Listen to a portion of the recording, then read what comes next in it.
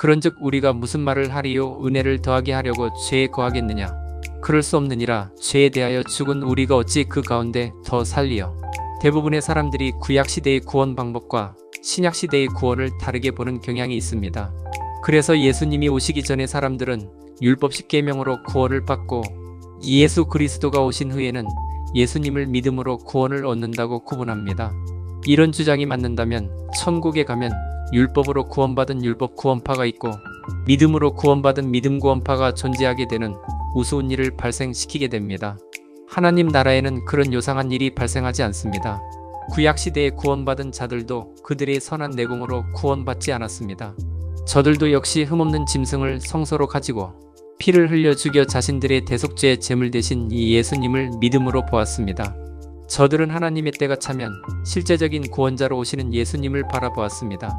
사람 몸을 입으시고 구원자로 오시어 자신들을 위하여 대신 죽어주실 예수님의 피 흘리는 죽음을 바라보았던 것입니다. 오늘의 시대를 사는 우리가 예수님의 죽음을 헛된 죽음으로 여기지 않고 나를 위한 죽음으로 받아들이는 것과 같이 저들도 믿음으로 짐승의 피를 통해 구원자 예수님의 피에 잠긴 참 믿음으로 구원을 받은 것입니다. 그래서 하늘나라에 가면 도덕적인 수준이 높은 행위구원파가 따로 있는 것이 아닙니다. 믿음의 선조인 노아와 아브라함, 요셉, 모세 같은 이들이 우리와 다른 방법으로 구원자의 반열에 선 것이 아니랍니다. 창세로부터 하늘에 올라 구원받는 모든 자들은 오직 예수 그리스도를 믿음으로 오직 은혜로 받은 구원자만 존재하는 곳입니다. 율법은 우리를 의롭게도 못합니다. 거룩하게 하지도 못합니다. 사람이 율법을 모두 지킬 수도 없으며 설사 모두 율법을 준수한다고 해도 구원을 받지 못합니다. 모든 사람이 죄를 범해 하나님의 영광에 이르지 못하여 이미 사형 선고를 받은 중죄인이기 때문입니다. 구원도 제공해 주지 못합니다.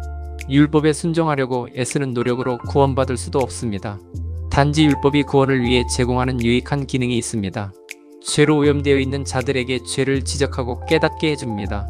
율법은 거울로서 우리 자신이 멸망받을 큰 죄인임을 자각하게 해줍니다. 자신의 죄를 알고 그 죄를 해결하고 싶은 동기를 제공하여 죄사함 받기 위하여 자연스럽게 예수님 앞에 나아가도록 돕는 좋은 안내자 역할을 하게 됩니다. 일종의 좌우를 분별하지 못하는 배들을 안내하여 파선을 막는 등대 역할을 하는 것입니다. 죄로 멸망하는 자들을 예수님께 인도하는 발의 등으로서 십자가 앞에 인생들이 나아가도록 착각합니다. 거울 자체는 우리의 외모에 묻은 티를 보게 하여 주는 일로 제한됩니다. 엑스레이처럼 아무리 정교한 거울이라고 해도 우리 얼굴에 있는 오물을 제거하여 깨끗게 하는 기능은 없습니다. 거울로 닦아본다고 해도 정결해질 수 없습니다. 부정한 것을 발견하고 세면대에 갈 필요성을 제공하는 안내자일 뿐입니다. 율법 또한 죄인된 우리에게 더러워진 형편을 고지하여 줌으로 죄인을 정결케 하시는 구원자 예수님 앞에 달려가도록 돕는 것입니다. 그렇다면 율법이 우리를 구원하지 못하고 구원을 받도록 돕는 기능밖에 없으니 율법을 버리고 무시해도 무방할까요? 율법의 행함 여부와 관계없이 예수님을 통한 믿음으로 구원을 받으니 더 이상 율법을 지키지 않고 율법을 떠난 삶을 살아도 되는 것일까요? 그런즉 우리가 무슨 말을 하리요? 은혜를 더하게 하려고 죄에 거하겠느냐? 그럴 수 없느니라. 죄에 대하여 죽은 우리가 어찌 그 가운데 더 살리요? 사도 바울이 전한 요지는 바로 이런 것입니다. 구원받은 자가 공짜로 받은 구원을 가볍게 여겨 다시 하나님의 법을 파괴하고 살아가는 것은 어리석은 삶이라고 지적한 것입니다.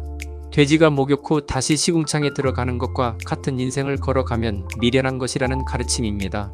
개가 토한 것을 도로 삼키는 일은 없어야 한다는 메시지입니다. 사도 바울은 로마 교회 성도들을 향해서 구원받은 백성들이라고 해도 율법을 바로 준수하며 사는 것이 그리스도인의 삶이라고 강변하였습니다. 하나님이 친수로 하나하나를 직접 돌비에 기록하셔서 주신 그리스도인의 도덕적 규범이니 구원받은 이후라도 존중히 여겨야 한다는 것이 불변의 진리라는 것입니다. 그래서 약속이 있는 계명이 10계명이요 율법인 것입니다.